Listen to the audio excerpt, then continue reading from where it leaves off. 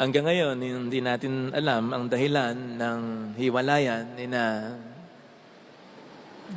Catherine at Daniel. Makaliligtas ba sa akin yan?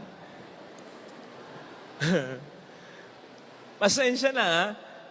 Ay, hindi ako gumawa niyan. Pinagawa ko lang yan. Sabi ko sa gumawa, masyado naman mo namang galit ka kay Daniel. Ba't naman siya pinilas mo? Father, yan ang pinakamagagawa ko eh. Kasi naman, Father, kayo talaga mga problema namin, kayong mga lalaki. Gano'n.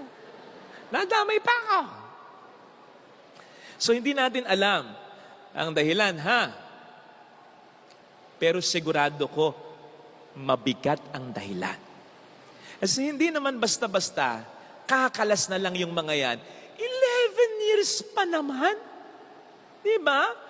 Sabi nga ni Catherine, yung nakikita nyo, yun talaga yun. Minahal ko talaga siya.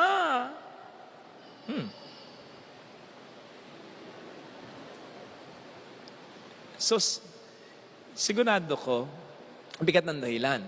Lalo pat, kung titingnan mo yung mga pahayag ni Daniel, parang pwede pa naman eh. Parang gusto pa ni Daniel eh. Parang yung mga sinabi niya nung minsang interviewin siya ni Tito Boy Abunda. Kasi ang tanong ni Boy Abunda sa kanya,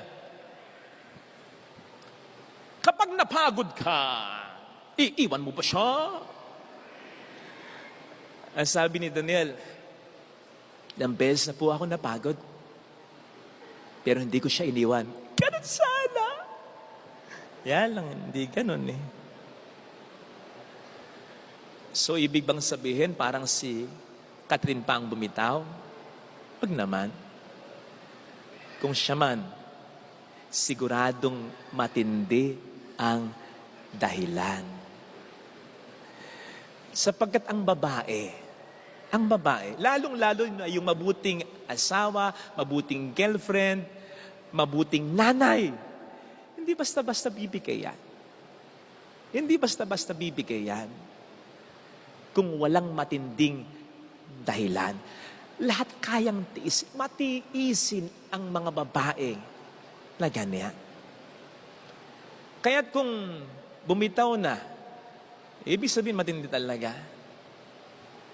Kaya nga may kasabihan, ibang usapan na kapag ang babae ang sumuko talaga. Kasi bago sumuko yan, marami ng beses na nakipaglaban yan. Kaya lagi kong nauulit ngayon, di ba? Matindi talaga ang dahilan.